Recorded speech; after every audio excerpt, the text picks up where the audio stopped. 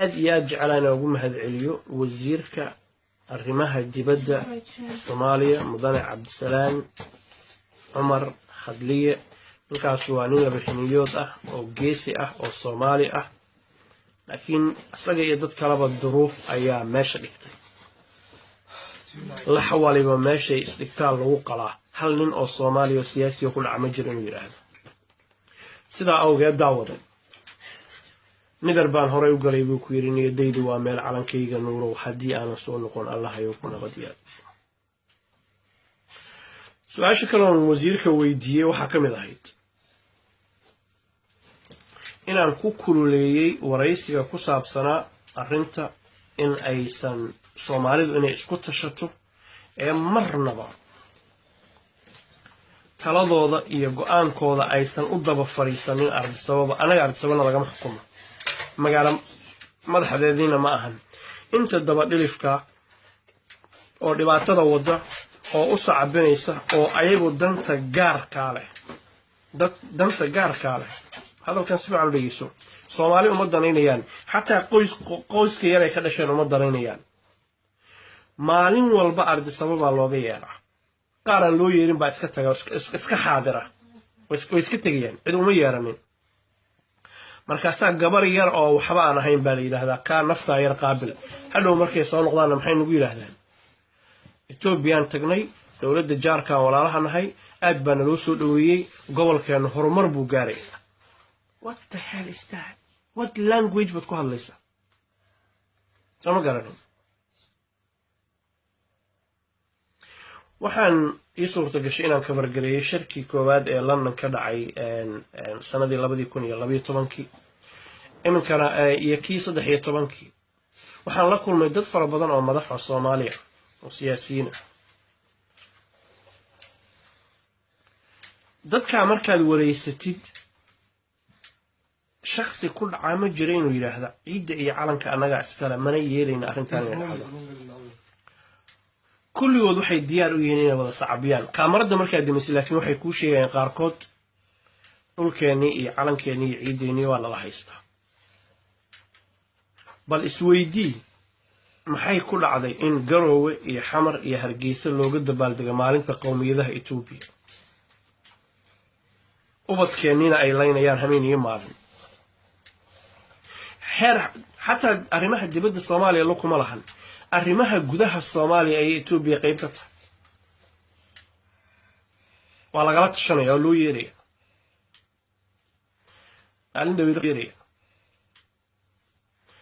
alin David waxaan la kulmay mas'uul Ingiriisa waxaan ku eri maalin walba waxaad dunida tagtaan oo dunida waxa ka tiraadaan xuquuqda insaanka hal waardiyo waxaadna tihiin dawladda ugu badan ee lacagta ugu badan ee aidka la yiraahdo siisa ama taakulaynta dhaqaale Itoobiya maalin walbana Itoobiya waxay baabi'inaysaa dadkeeni iyo dalkeeni xuquuq insaanka ay ku tumanaysaa goormaad ku dhaqmaysaan idinku waxa dadka u sheegaysaan oo Itoobiya joojinaysaan waxaan idin sheegayaa insha Allah ta'ala inuu jiro dhaqdhaqaaq xoog badan oo Soomaaliyeysan oo arkaya dhibaatada dadkeena iyo dalkeena haysata oo daayar u badan mustaqbalka ummadda Soomaaliyeedna waa mid cad oo nadiif ah oo bright ah haddii si kale aan u iraahdo mustaqbalka dhalinyarada iska leh marka dadkeena iyo dalkeena waa inaanan marnaba aanan cidna u daba fariisanin xaqadu sidaaweey anagu cidna dulmin mayno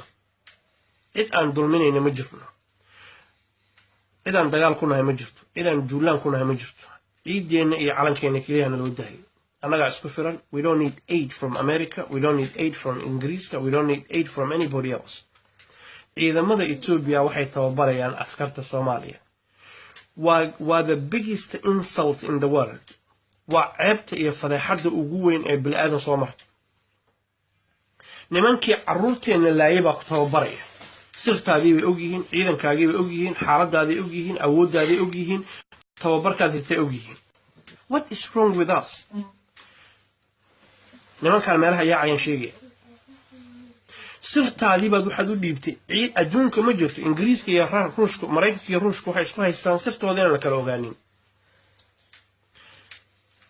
ciidankeena Ethiopia tababaraysa